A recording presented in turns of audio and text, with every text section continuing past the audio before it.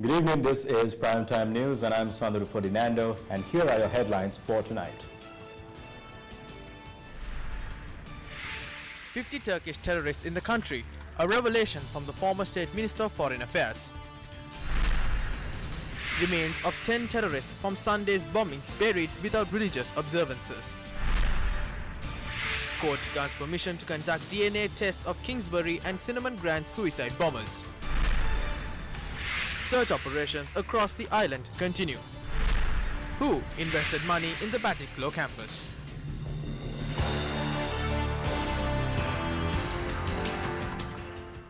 The police and the security forces continued search operations across the country today, and we have Sharon Benedict here with us to give more details on this story. Thank you very much, Sandhu. Of course, we here at News First have been maintaining a very close watch of the situation here in the country, of course, following the Easter Sunday terror attacks. Now, police and security forces conducted joint operations across the island today as well, and today's operations have yielded a lot of results. Many suspects were arrested in connection to the string of bombings on Easter Sunday, as well as many suspicious items have also been seized by police forces. Let's take a look at the developments today. A number of suspects were arrested and many weapons were seized during raids conducted in Chayala, Kurunagala, Trincomalee, Mathura, Valikanda, Ruwanwala, Vauxhall Street, Colombo, Kakirava, Monragala and Kandy. Based on information received by the state intelligence units, the army searched a two-storied residence opposite the Kurunagala Malyadeva Vidyalaya. Parts of a sniper scope, a sword, 2 machetes and other equipment were found in the upper floor of the house.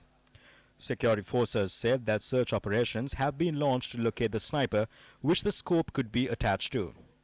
The army said that the scope could aim at a target at a distance of 4 kilometers. A Muslim man was arrested in connection to the incident. The police and the army conducted joint search operations centering around Madhavala and Vattagama in the Vattagama Police Division in Kandy. According to our correspondent, operations were conducted from 4 a.m. to 1 p.m.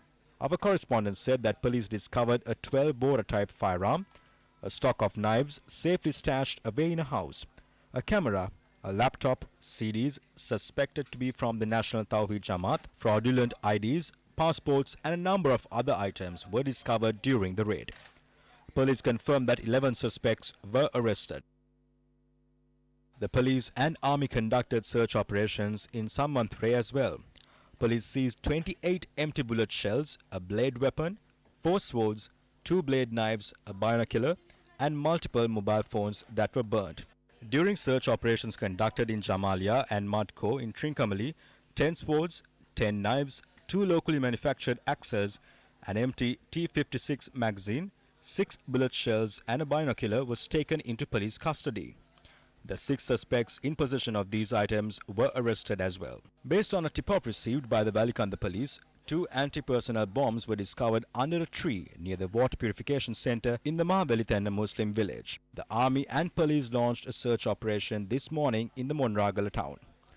While the town's mosque and market were inspected, suspicious documents and multiple CDs in the mosque were taken into police custody. A suspicious cab was also seized inside the market. The Monragala police stated that during the search operation, 3 individuals were arrested on suspicion. 8 individuals were arrested during search operations conducted during the past 48 hours in Vennapur, Koswatha. Police stated that among the apprehended were those who failed to verify their identity. During a raid in Kirinda this morning, the army and the Hakmana police arrested 6 suspicious individuals. A knife, a stock of wires, a pack of stickers used for VIP vehicles within their possession was taken into police custody. Security forces launched a search operation in Kakirava, Galkiregama. The security forces took steps to destroy all clothing and material similar to military attire available for sale in shops within the town's premises. While inspecting a house in Garagoda, Ruwanwala, police discovered an underground metal detector. Another machine of identical nature was discovered in Gonaramba, Ruwanwala last evening and was taken into police custody. Police stated that only security forces were permitted to use such machines. The Ruwanwala police is conducting further investigations into the matter. During search operations in Manthe Mana this morning, security forces discovered a weapon inside a suspicious box abandoned on the streets. While inspecting several houses in the Adda Lechana locality in Mampara this morning, 2 knives and a pistol was discovered by the police. The individual in possession of the pistol was also arrested. During a search operation in Kovil Pudukulam, Vavuniya, police discovered a set of clothing similar to military attire and a pair of military shoes. Police stated that a suspect in connection with the incident was taken into custody. The following footage obtained from a nearby house shows a 3-wheeler throwing a suspicious package into the pond under the Bambaraganda bridge in Dummala Surya, which was later discovered by the Navy. The CCTV visuals also includes footage of a 3-wheeler driver in the area following the suspicious 3-wheeler who threw the suspicious items into the water. Police stated that investigations are underway to find the suspicious 3-wheeler and its driver. The STF and the Halyala police launched an all-day joint search operation in Jagulla, Halyala. While security forces inspected several houses in the area, police stated that they did not find any suspicious items. The search operation was conducted this morning following information received on a suspicious parcel in the Sri Lanka Insurance Corporation building premises in Vauxhall Street. However, nothing suspicious was discovered.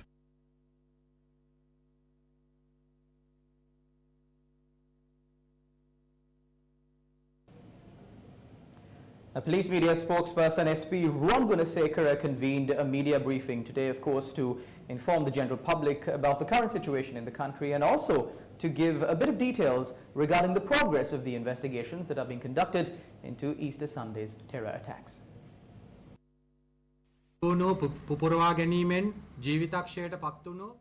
The police took steps to bury the bodies of 10 terrorists who died in the attacks. They were buried this afternoon. Their bodies were buried without observing any final rites as per the request made by the religious leaders in the area as well as religious organizations. The police also buried the remains of 6 children who were among the dead. The final rites were observed for these children who died in the explosions. Also, the suicide bomber Mohammed Zaran's elder sister, Mohammed Qasim Madaniya, was arrested by officers of the Batikla police yesterday. The police were also able to seize 2 million rupees suspected to have been given to her by Mohammed Zahran. We will take strict action against those who publish and spread false pictures and false propaganda in a manner that would harm the peace among communities. The law is being implemented against a number of people who did such things, and the progress of this can be seen in the future. Now,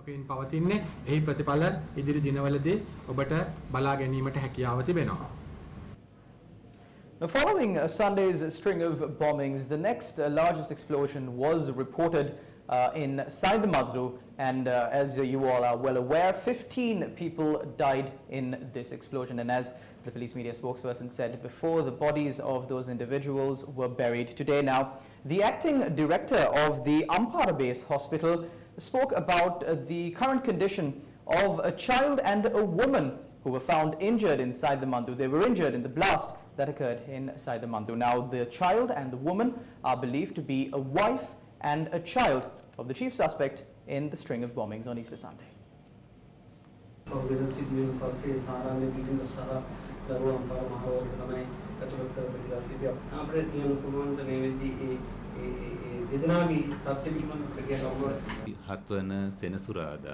Two patients, a child and a lady, were admitted to the hospital on the 27th.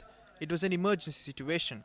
The hospital staff took the responsibility and treated them. The child had minor burn injuries and the lady too had burn injuries and several other injuries.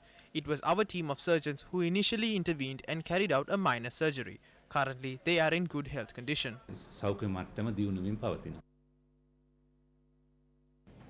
Now, also police media spokesperson SP Ruwan Gunasekara said that an operation is underway at a private factory manufacturing steel rods in Ekala Jala. Now, he stressed that following the conclusion of the ongoing search, details will be provided in this regard, and I believe we have received video footage of that. You will be able to see that on your screen right now.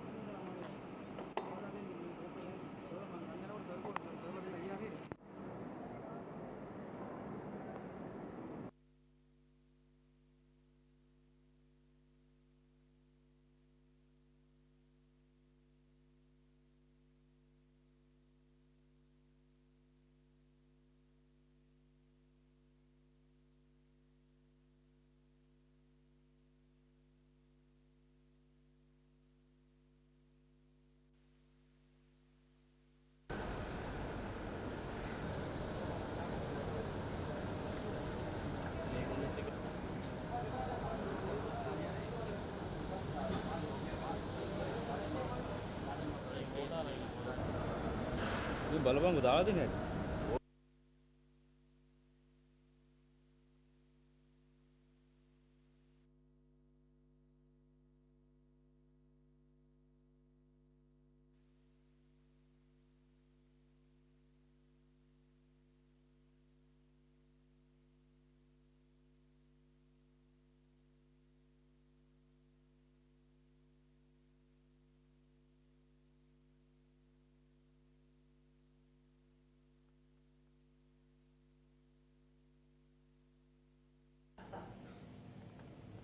Now also, on a separate note, the police conducted a raid on the house of a close associate of Mohammed Kisam Mohammed Rilvan, who died in the blast in Samanture, Kalmune. Now, Sandaru, a little bit of details about this house that was raided.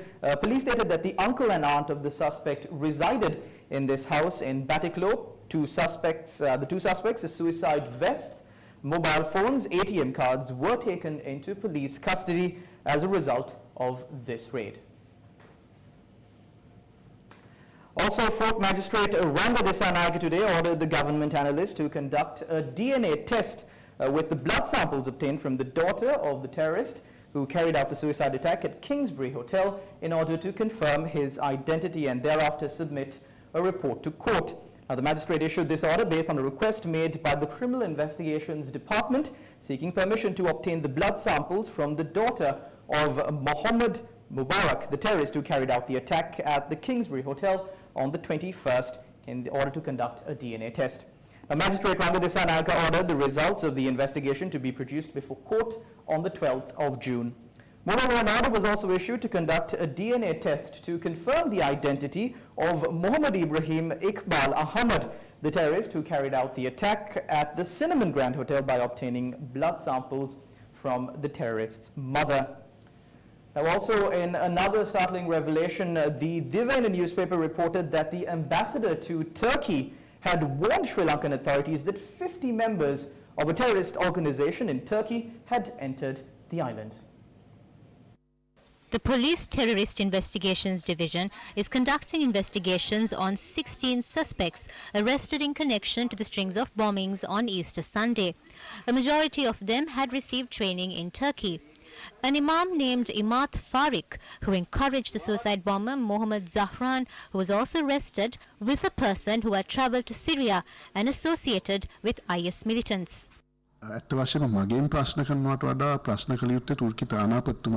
Actually, they should question the ambassador of Turkey and not me, because he is the same ambassador who was there even back then. He claims that the list was presented back in 2015. In the list that was presented, he warns that there are 50 Islamic terrorists from Turkey and 10 other organizations. As a government minister, I received this information and it was presented to the Defense Ministry. However, the same answer was always given. We will take the final discussion regarding this. We will put this forward to the Security Council and take necessary actions. Now the ambassador is saying that he was informed that they cannot proceed because there are interventions from 2 Muslim parliamentarians.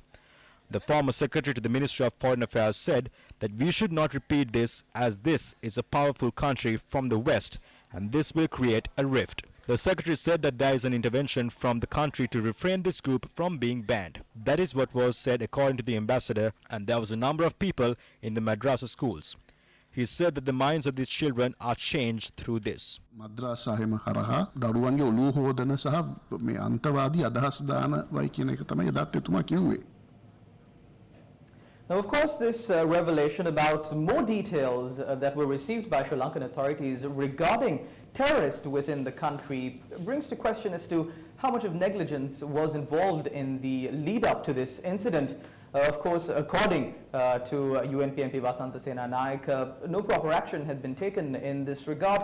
We are now joined by Chaturanga Aparachi, who is standing by in our news studios for a detailed report on this. Chaturanga, how grave are the results of this negligence that has plagued the authorities on all fronts in this case? Yes, Sharon, as you mentioned before we headed into this particular story, this particular news report, there are startling revelations indeed. Minister at that time, Vasantha Senanayak, now UNP parliamentarian, is claiming that the Turkey ambassador had provided information about 50 Turkish terrorists who are in the country. Now, there are questions up to date, Shalan, about this current situation, whether the Easter Sunday attacks were known by the authorities and whether they did not take proper action at the right time. That is the question at hand even right now. So, when information comes out with regard to another terrorist group, members of that particular terrorist group coming to the country, and when that information has been provided to the government through official channels, was action taken? That is the question that we have at hand. Now, what is this FETA or FETO or FETO organization that we are talking about? This is an organization in Turkey. They had been working with the government before the year 2016 when a military coup happened in Turkey. This particular organization has been deemed as a terrorist organization after the year 2016. They are identified as the Fethullahist terrorist organization, therefore FETO, FETO as they short name it. Now, with all of these things happening, what is going to be a problem is the information that was revealed to us by UNP parliamentarian Wasantha Senanayake. He mentioned in his voice cut that he gave to the media a short while ago that the ambassador had questioned on the progress of the information that he had provided to the government of Sri Lanka, and then he was informed that the progress of the investigation is being hampered because of the intervention of two Muslim politicians in the country. Now, this itself becomes the next problem.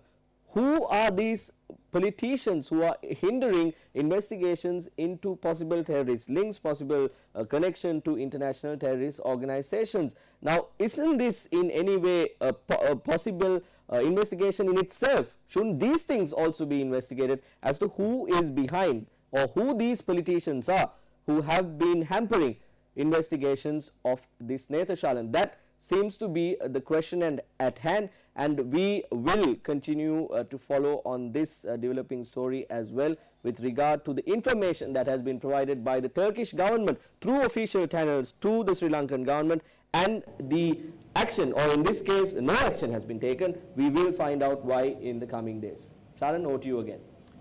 Thank you very much, Chaturanga. Also, it must be noted that the President has, of course, appointed a commission to investigate the reasons behind the inaction of authorities on possible intel on the suicide bomb attack that has left the country in shock over the past few weeks. Now, also investigations into this matter has led authorities to discover that the suspects who were involved in the Easter Sunday string of bombings were in possession of a large amount of money.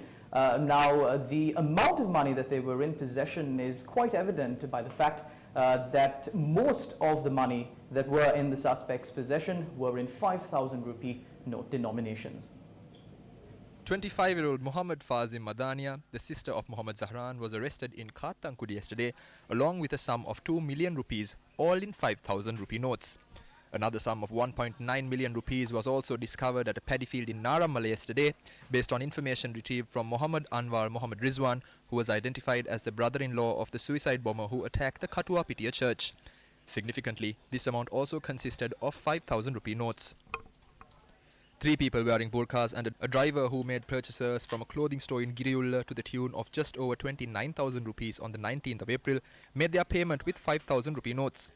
The clothing store bag and white clothes which were purchased from the store were discovered from the blown-up house in Saindamaradu.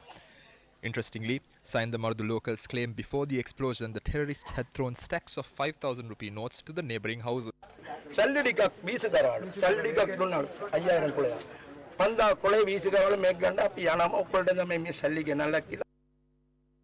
million rupees, blue sapphires and foreign currency were found at the house in Dimatagoda, where an explosion took place on the 21st of April. All the local currency were in 5,000 rupee notes, while one bundle of 5,000 rupee notes were tied with a band bearing the name of a private bank in Sri Lanka. 10 million rupees discovered from Boragaha in Velimada and 12.1 million rupees discovered at a house in Maduragoda Veligama also contained 5,000 rupee notes. According to reports carried by certain Tamil newspapers, the attackers had paid a large sum of money for the houses obtained on rent in Ampara.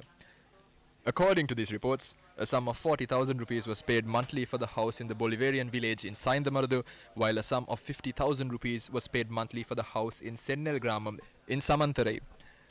The house in Intawur was paid a sum of 20,000 rupees monthly, and a 15,000 rupees sum was paid for the house in Adalai, Chennai. However, the normal rate of rent for an average house in these areas is around 3,000 to 5,000 rupees monthly. Now, following the unfortunate incidents on Easter Sunday, authorities have been on high alert regarding everything that is taking place across the island, and it has brought their attention towards an educational institute in Batiklo. Sandro, now this problematic or questionable educational institute is situated, of course, in Batiklo, and this was the subject of much debate, especially across social media during the past few days as well. Let's now take a look at details of this institution that is situated in Batiklo.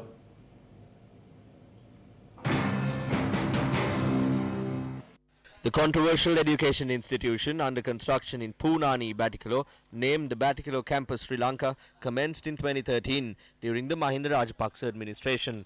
The MOU was signed between the Ministry of Youth Affairs and Skills Development and the Sri Lanka Hira Foundation for the establishment of a vocational training centre. While serving as the minister in charge of vocational training, it was decided to establish 25 vocational training institutes for levels 5 and 6 of the NVQ qualification. Therefore, we established this university in Batiklo. The agreement was signed on the 15th of August 2013 to provide 3 courses over a period of 3 years. The agreement expired in August 2016. So what do they teach afterwards? Is it the Sharia law or other religious subjects? The 3 courses were Diploma in Quantity Survey, Diploma in Information and Communication Technology and Certificate in Building Career Skills. These courses were permitted to all citizens of the country.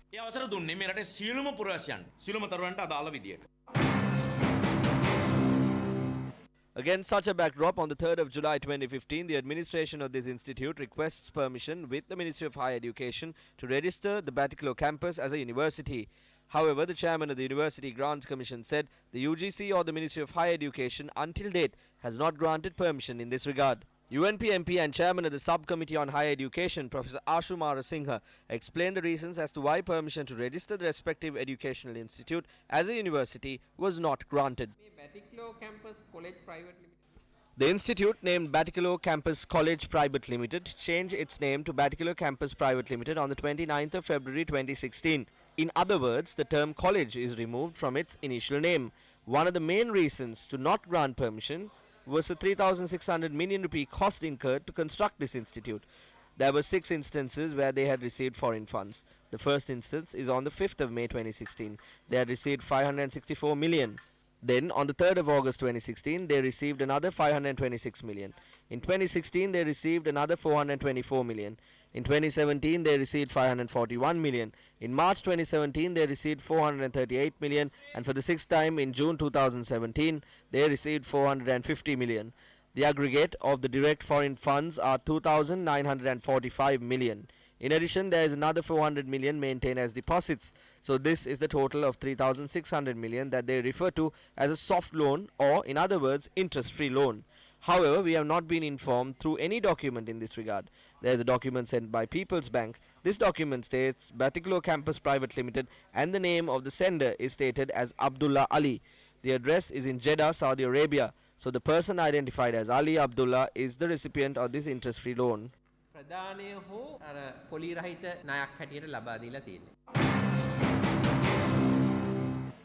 The Ministry of Higher Education and the University Grants Commission stated that they refrained from granting permission to the respective educational institute due to several prevailing issues. However, as per information stated in the official website of the Batiklo campus, the respective institute is affiliated to several foreign universities. These universities are the University of Kuala Lumpur in Malaysia, University Technology Mara, University Sultan Azlan Shah, Erican College and College Megatech. We hope to commence in August. This is a non-government university. Approval will be granted by the Ministry of Higher Education. As of now, we have requested permission for 2 subjects, BSc in Civil Engineering, BSc in Quantity Survey, and the other one is Information Technology. This is the letter from the Ministry of Higher Education. Whatever the subject we teach, it must be approved by the Ministry of Higher Education, and we must pay 500,000 rupees per subject. If we are teaching Sharia, this subject must also be approved first. We can only teach this subject after receiving approval. We cannot teach as we wish. We cannot enroll students as we wish. Student enrollment takes place according to the instructions of the University Grants Commission. Grant Commission තියෙන්නේ ප්‍රතිපානුව. Despite MP Hizbullah's statement confirming that permission was only granted for 3 courses, the official website of the Batticaloa campus reveals that the institute offers 9 degree courses through 5 faculties. Documents submitted to the University Grants Commission state that this education institute is working towards establishing a medical faculty. The issue here is that the law faculty within the institution only teaches Islamic law.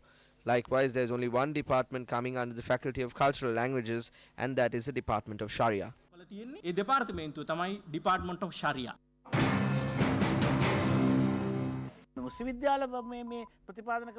Muslim schools have not obtained any approval or permission from the University Grants Commission. I feel that they have obtained the approval of the Board of Investment instead and established these institutions similar to a company. The BOI can grant approval for the project. However, the University Grants Commission must grant approval after considering its business plan. What purpose does Saudi Arabia have to provide 13.4 billion to construct such an institution in Sri Lanka? The political power is not my concern. I mean 13.1 billion. There is Wahhabism behind this. We must look into this matter, and if required by the cabinet, steps must be initiated to take over this institute. After taking over the institute, we should take steps to utilize it as a faculty for the Eastern University.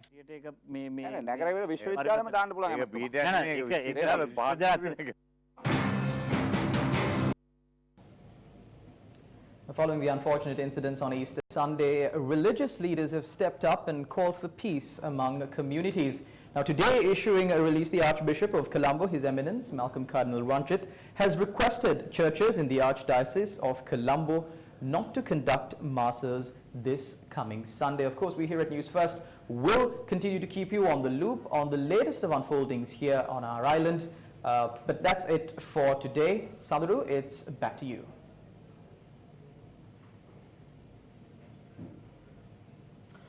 Thank you, Sharon. Continuing in more local news now. Minister of Education Akhila Viraj Karyavasam said that schools across the island will reopen on the 6th of May as scheduled. Speaking at a media briefing at Temple Trees this morning, he said that a police officer will be dispatched to every school in the country. We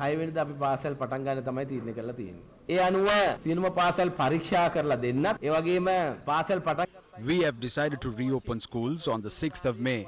We have also agreed to search all the school premises and provide one police officer at least to every school across the island. We did not take the decision to reopen schools alone. We consulted all security forces before we took the decision. We allowed the leaders of the Catholic schools to take a decision to reopen their schools or not.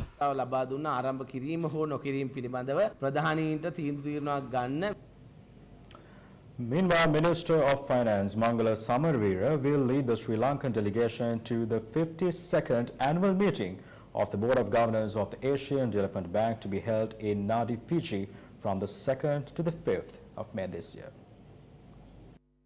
Representatives of the ADB, representatives from international, non-governmental and observation countries and delegates from 67 member countries will attend this meeting. The press release issued by the Ministry of Finance further states that the ADB provides concessionary project loans to Sri Lanka annually amounting to approximately $800 million. It adds that the ADB will provide $815 million to Sri Lanka for 8 funding proposals for the year 2019.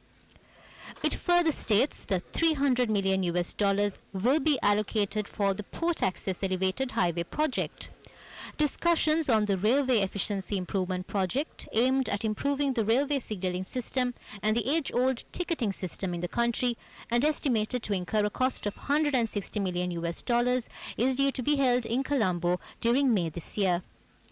Meanwhile, the Daily Mirror reported today that the Sri Lanka government plans to obtain a $100 million interest-free loan facility from China Development Bank to expand the proposed port access elevated highway to Marine Drive through Colombo Port City. Now, talking about large investments in the country, we are now once again joined by Charlene Also, Faraz, who is at the News First studios here to take you all through some more insights into this particular story. Thank you very much, Sadharu. Now, of course, as the general public very well knows, the Port City project is a massive investment here in Sri Lanka done by the Chinese government. But then we have Sri Lanka going back again to China, asking for another loan, this time to build the entry road to the port city. Now, it's quite funny that the investment done mainly by China to build the port city did not include this entry road. But this is the nature of massive scale investments here in Sri Lanka. That's how apparently our government functions, but this is not regarding the port city project. It was confirmed today that cabinet approval has been granted for 160,000 laptops to be purchased. Now this, of course, proposal was presented on Tuesday to the Cabinet of Ministers. This is a questionable proposal. We've got Faraz Shaukat Ali now in our news studios for more details on this project. Faraz, what is the true story behind the purchase of these 160,000 laptops? Well, the purchase of the cabinet approval to go ahead and purchase 160,000 laptops comes in the wake of the fact that the Cabinet of Ministers had put the project to supply tabs on hold. And it appears that the Minister of Education is hell-bent on supplying something, doing something, and he's gone the route of 160,000 laptops. We must bear in mind that even if we took an average of 50,000 per laptop, we're talking about 8,000 million rupees. This is not a rich country. We don't have this sort of money to spend at the whims and fancies of the Minister of Education. In fact, not long ago, the President of the country, Maithripala Sirisena, summoned various secretaries and instructed them, ordered them not to go ahead on the whims and fancies of various officials, but rather to stick to the rules. And this is similar. We can see this sort of similarity when we look at the Port City project, in which the entry roads are being, Sri Lanka is getting a loan of $100 million from the Chinese to build the entry roads, when what is essentially a Chinese investment project. It doesn't belong to Sri Lanka, and so we can see that in the face, even though in the face of growing adversity, there is no let-up in terms of these fancy projects. The Sri Lankan government is perhaps better advised to spend these monies on securing the safety of the population. Faraz, coming back to the purchase of these 160,000 laptops, it must be noted that since the time that this government came into power previously, the purchase of these kind of technological equipment came in the form of the purchase of tablet computers for A-level students and teachers. Of course, when Education Ministry officials were grilled in this regard, they said that the number of teachers and students that these tabs were supposed to be purchased for was also inflated, and also, moreover, the National Education Commission has not mentioned of any requirement for these sort of tablet computers or laptops to be provided to these students. What is the real reason? Where have we gone wrong in setting up this educational structure here in Sri Lanka, and why is prominence given to the purchase of these laptops? Is it going to vastly benefit the students of this country? Is there a return on this investment at least? Well, obviously there will be a return of investment to those people who are directly involved in the supply, or who will be directly involved in the supply of these laptops. It's shocking that this government is carrying along, regardless, on departures of due process and procedure, and are hell-bent on ensuring that they get their way. It's almost as though this is their last sing-song before the next elections are due. In fact, it would be far better if this government paid attention to the current situation in the country and to secure Sri Lanka's security for all its people, and invest that money in purchasing equipment and investing in training of the security services so that they can put an end to this awful tragedy that happened in Black Easter. Well, thank you, gentlemen. And with that, we wrap up news for tonight. Thank you very much for joining us. Do take care and good night.